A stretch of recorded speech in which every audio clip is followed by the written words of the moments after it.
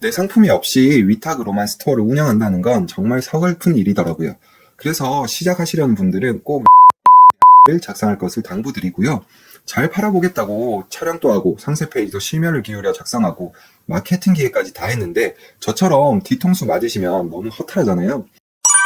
네, 안녕하세요. 여러분들의 스토어메이트 돈블링입니다. 저는 사입 판매로 월 1억이 넘는 매출을 2년간 꾸준히 내고 있는 현업 셀러임에도 불구하고 추가로 개설했던 위탁 판매 스토어를 성공시키지 못하고 접게 되었는데요.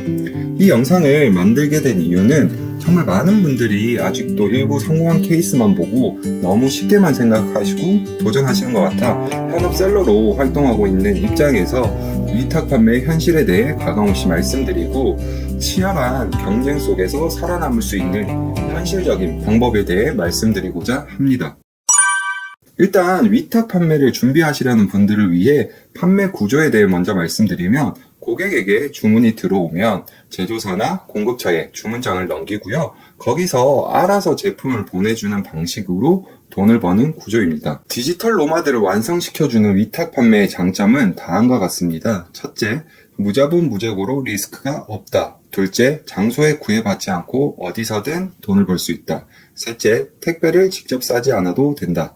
넷째, 창고나 사무실이 필요하지 않기에 고정 비용이 들지 않는다입니다. 이러한 이유로 많은 분들이 부업으로 또는 첫 사업으로 위탁 판매를 진행하게 되는데요. 저 또한 이러한 장점만 보고 사업 영역을 확장하겠다며 기존에 운영하는 스토어와는 다른 아이템으로 위탁만 하는 스토어를 추가로 개설하게 되었습니다.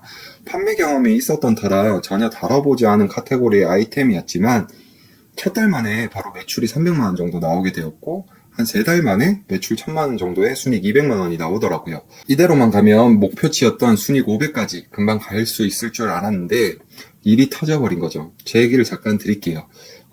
추석 전에 마지막 배송일을 앞두고 어차피 연휴 기간 동안은 출고가 안 되기 때문에 주문량을 최대로 끌어올리려고 마케팅을 좀 공격적으로 진행했던 적이 있거든요. 기존에 어느 정도 판매량이 나오던 제품이라 CPC와 인스타 쪽 광고를 같이 돌려주니까 주문이 평소보다 더 많이 들어오더라고요. 명절 인사도 드릴 겸 주문 수량도 미리 알려드리려 업체 사장님께 전날 연락을 드렸고 인사도 잘 드리고 물건 출고에도 문제가 없는 걸 확인했는데 웬걸 밤 10시쯤 사장님한테 다시 전화가 오시는 거예요. 갑자기 나갈 물건이 부족할 것 같다고. 그게 무슨 말이냐면 따질 시간도 없이 거리가 조금 있었는데도 불구하고 밤 10시에 공급처로 바로 날아갔어요. 가는 동안 정말 많은 생각이 들더라고요. 다들 명절 앞두고 선물하려 주문해 주신 건데 수량을 못 맞추면 매출이 문제가 아니라 그냥 신뢰를 완전 잃을 수 있을 부분이었기 때문에 더 난감했었던 것 같아요. 갔더니 진짜 재고가 없더라고요. 알고 보니 대형 플랫폼에서 추석 행사를 앞두고 저희보다 1,000원 비싼 가격에 전체 물량을 매입해버린 거더라고요. 망연자실하고 있었는데 결국 사장님이 동일 제품을 생산하는 다른 업체를 연결해 주셔서 일부 수량 빼고는 다 출고시킬 수는 있었지만 지금 생각해도 너무 아찔한 기억입니다. 비단 이뿐이겠습니까? 다른 경험을 한번 얘기를 드리자면 갑자기 제조회사에서 제품을 여러 업체에 도매가로 풀기 시작하면서 최저가 경쟁이 시작되었고 경쟁사들이 몇백 원씩 계속 내리다 보니까 결국에는 마진이 남지 않는 상황까지 되더라고요. 나중에는 팔아도 남는 게 거의 없을 정도가 되다 보니 해당 제품을 접게 되었는데요. 15억이 넘는 매출을 내고 있는 중수셀러인 저도 이런 시장에서는 살아남을 수 있는 방법이 없더라고요. 독점 계약을 진행하면 그 부분은 해결되겠지만 현실적으로 초보 셀러분들이 그런 계약을 따낼 수 있는 확률은 거의 없다고 봐야 되겠죠. 거기다가 최근 네이버 쇼핑템 로직 변경으로 가격 비교로 묶인 상품들이나 브랜드 카탈로그 상품들이 상단을 차지하게 되면서 점점 위탁으로 판매하는 개인 셀러들이 설 자리는 더 없어지는 것 같아요. 이런 판매 환경의 변화보다 위탁 판매를 계속 유지할 수 없겠다고 판단한 가장 큰 이유는 내 제품이 아니다 보니 공급자로부터 독립성을 유지할 수가 없더라고요. 이게 무슨 말이냐면은 대부분 정직하게 위탁 공급을 해주시는 분들도 많으시겠지만 간혹 내가 잘 팔게 되면 공급 가격을 올린다든지 온라인으로 잘 파는 걸 눈으로 직접 보게 되니까 직접 판매로 전향하려고 저에게 공들여 찍어 놓은 사진을 달라고 하는 분들도 계셨고 아예 철판 깔고 상세 페이지를 달라고 하시는 분들도 있으시더라고요. 물건을 받으려면 안 줄 수도 없는 상황이라 울며 겨자 먹기로 드리긴 했었는데 웬걸 저한테 주는 도매가에 1,000원만 더 붙여서 상품을 또 등록하시는 거예요. 이건 저보고 판매하지 말라는 얘기잖아요. 그쵸? 아직도 열받네. 그리고 1차 가공이 들어가는 제품의 경우 아시다시피 물가 상승이나 인건비 등 불가피하게 가격이 인상되어 동일한 공급 가격을 유지하는 것조차 쉽지가 않습니다. 납품가 상승에 따른 잦은 판매가 변경은 고객들로 하여금 신뢰감을 잃을 수도 있기 때문에 변동되는 납품 가격의 차액은 판매자가 부담하는 경우가 많습니다. 내 상품이 없이 위탁으로만 스토어를 운영한다는 건 정말 서글픈 일이더라고요. 그래서 시작하시려는 분들은 꼭 위탁 공급 계약서를 작성할 것을 당부드리고요. 잘 팔아보겠다고 촬영도 하고 상세 페이지도 심혈을 기울여 작성하고 마케팅 기획까지 다 했는데 저처럼 뒤통수 맞으시면 너무 허탈하잖아요. 귀찮더라도 또는 초면에 계약서를 얘기하는 것이 쉽지 않은 일인 것은 알지만 이런 피해를 막고 판매자로 존중받기 위해서는 꼭 하셔야 됩니다. 위탁 판매라는 형태가 이론적으로는 매우 이상적인 구조이나 현실적으로는 선택할 수 있는 대안이 굉장히 제한적이라는 걸 깨닫고 저는 사입을 메인으로 하되 위탁은 내 상품을 더 잘 팔리게 하기 위한 서브로만 활용해야 되겠다는 결론을 내게 되었습니다. 그럼 여기서 또 많은 분들이 사입 판매에 대해 궁금해하실 수도 있을 것 같아 미리 말씀드리자면 사입은 쉽게 말해 중국에서 국내로 물건을 직접 가져와서 소비자에게 판매하여 돈을 버는 구조입니다. 즉 유통 과정의 단계를 줄여 더 높은 마진을 가져가면서 잘 팔리는 제품의 재고를 미리 확보해 놓음으로써 보다 독립적이고 안정적으로 판매를 이어가는 구조라고 보시면 돼요. 사입 판매에도 물론 단점이 있습니다. 그 첫 번째가 투자금이 필요하고요. 재고의 리스크가 있고 재고를 보관할 장소까지 필요합니다. 그리고 또 중요한 건 직접 택배를 싸셔야 되기 때문에 대신할 직원을 채용하기 전까지는 디지털 노마드 꿈도 못 꿉니다. 이처럼 모든 사업에는 단점은 존재합니다. 이걸 얼마나 효율적으로 개선하고 보완해 나가느냐에 따라 성공 여부가 결정된다고 보는데요.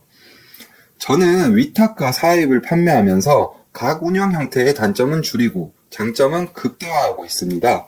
우선 병행하는 구조에서는 두 가지 판매 전략을 세울 수 있는데요. 그 첫 번째가 사입 상품이 메인이 되고 위탁 상품은 서브가 되는 방법인데요. 즉 내가 사입한 상품을 더 잘 팔기 위해 위탁 상품을 추가 배치하는 거예요.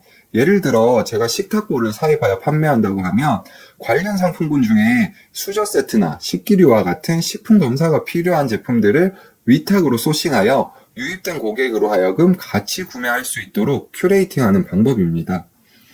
사입으로 가져온 식탁보는 비교적 높은 마진 구조를 확보할 수 있기 때문에 CPC나 SNS 마케팅으로 고객을 유입시킬 수가 있겠죠. 그렇게 유입된 고객들로 하여금 관련 상품군들을 함께 제시해 줌으로써 구매 확률과 객단가를 높여가고 있습니다. 중요한 건 너무 많은 셀러들이 똑같이 판매하는 경쟁력 없던 위탁 상품들도 고객들로 하여금 쇼핑 편리성을 제공함으로써 더 비싸게 가격을 책정하더라도 구매가 일어난다는 거죠. 네, 아무렇지 않은 듯 말씀드렸지만 꽤나 중요한 얘기니까요. 꼭 기억해 두시길 바라겠고요. 두 번째 전략은 위탁 상품이 메인이 되고 사입 상품이 서브가 되는 방법입니다. 저는 주로 전파 인증이나 식권과 같이 별도의 인증이 필요한 제품들을 위탁 상품으로 취급하고 있는데요. 사입을 해보신 분들은 공감하시겠지만 잘 팔리는 제품인 걸 알면서도 모든 제품을 다 취급할 수 없기에 인증과 같은 비교적 까다로운 일이 수반되는 제품은 위탁으로 진행하는 게 훨씬 효율적입니다. 예를 들어 식탁 펜던트 등을 위탁하여 메인으로 판매하며 앞선 예시처럼 서브로 주방 분위기를 바꿔줄 수 있는 식탁보를 함께 구매할 수 있도록 상세 페이지를 구성합니다. 조명을 구매하는 고객은 주방 인테리어에 관심이 높을 것으로 판단하고 식탁보에 대한 정보를 함께 제시해 줌으로써 같이 구매가 일어나도록 전략을 세우는 거죠. 또는 비교적 저렴한 컵 코스터 같은 제품을 사입하여 사은품으로 주는 식으로 프로모션을 진행할 수도 있겠네요. 이처럼 쇼핑 편리성을 제공하는 명목으로 사입과 위탁 제품을 병행하여 진행하면 필연적으로 묶음 배송을 위한 배송비 관련 이슈가 발생하게 되는데요. 어느 정도 판매가 일어나기 전까지는 배송비가 추가로 지출될 수밖에 없습니다. 편하게 까다로운 인증 절차를 대신하는 비용으로 생각하셔도 되고 판매 가격을 산정할 때 일정 부분을 가산해 주셔도 됩니다.